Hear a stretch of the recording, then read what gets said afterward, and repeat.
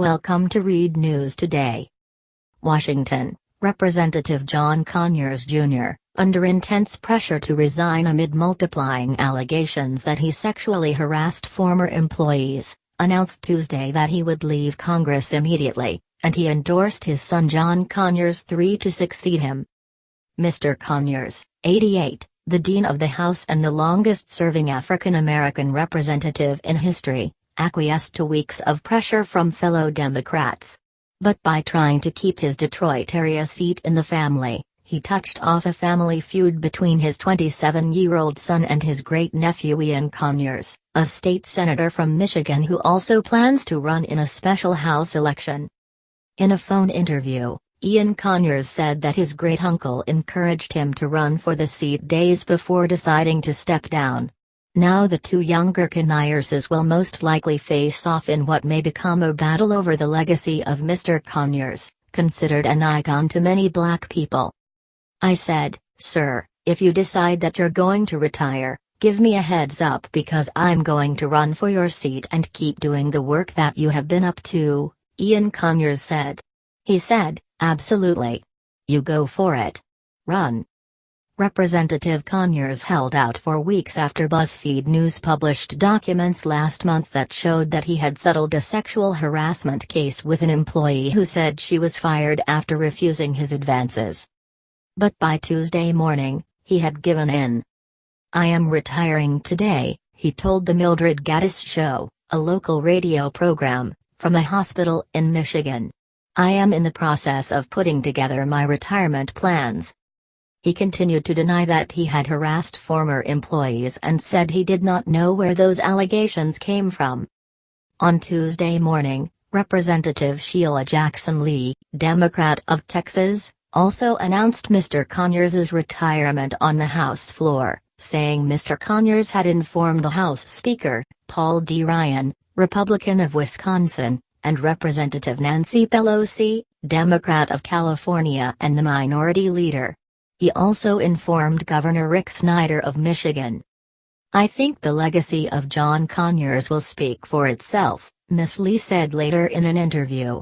His last words were that he didn't want to be a distraction and that he will continue to fight for jobs, justice and peace. She added that Mr. Conyers' years of working on issues like voting rights and mass incarceration cannot be erased. Mr. Conyers tried to make the same case as he endorsed his son.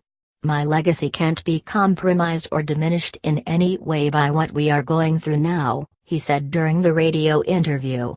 "This, too, shall pass. My legacy will continue through my children."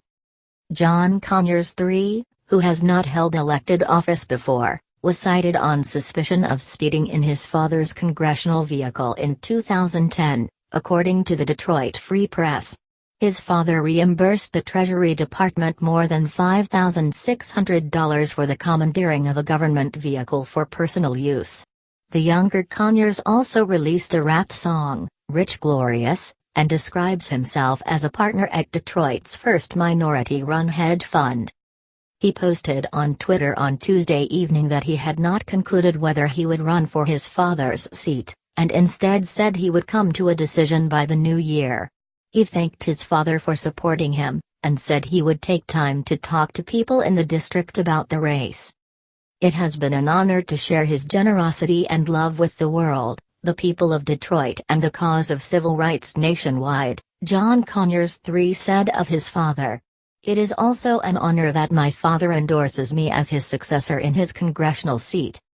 The retiring congressman took his House seat in 1965, the last sitting lawmaker to help enact the Great Society programs conceived by President Lyndon B. Johnson.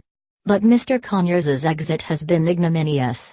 He stepped aside as the top Democrat on the Judiciary Committee last month in the face of swirling allegations of sexual impropriety, then watched as one Democrat after another called for his resignation.